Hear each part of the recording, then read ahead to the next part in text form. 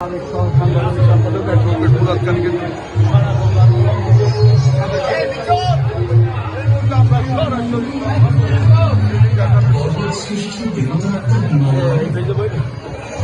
এই যুবতীকে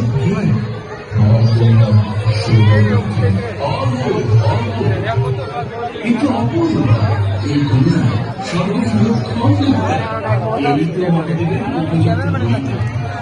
এদের মধ্যে গঠিত হবে সৃষ্টির সৃষ্টি।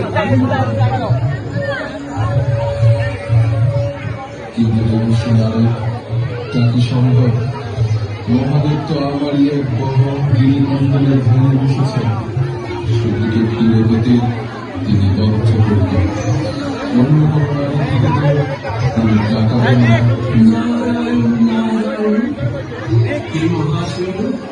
টাকা ওনার কন্যাই পূর্বজন্মের সত্যি ছিল। তার কাশুর বধের জন্য দেবীর জন্ম, তার জন্যে চাই মহাদেব ও শৈলপুত্র নিয়ে এসব অনেক রক্ষা হয়েছে।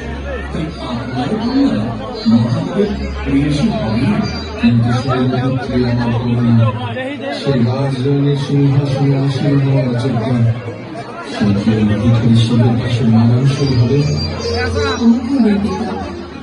যদি আমি শিবের উন্নতি আসতে পারি তবে সিংহ সঙ্গে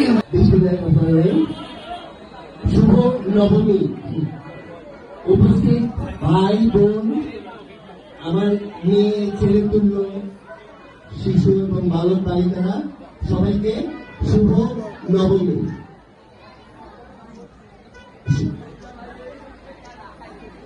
আজকে যার জন্য এখানে আমরা সবাই একত্রিত হয়েছি, তার ছোটবেলার নাম ছিল কি পার্বতী।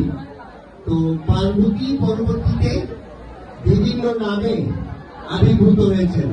অনেক দেবতার শক্তিতে তার শক্তি ছিল এবং একসময় শ্রীলঙ্কা, বর্তমান শ্রীলঙ্কা, মহিষাসুর যার অত্যাচার বেরিয়ে গিয়েছিল, সেই মহিষাসুরকে হত্যা করেছিলেন আমাদের মা দুর্গা। এবং কেন করেছিলেন? এই পৃথিবীতে শান্তি প্রতিষ্ঠার লক্ষ্যে। তো আমি যেই দলে শহীদ প্রেসিডেন্ট জিয়াউর রহমানের আদর্শ বিশ্বাসী একজন কর্মী, আমি তারেক রহমানের একজন কর্মী, তিনি সর্বান্তকরণে শান্তিতে বিশ্বাসী।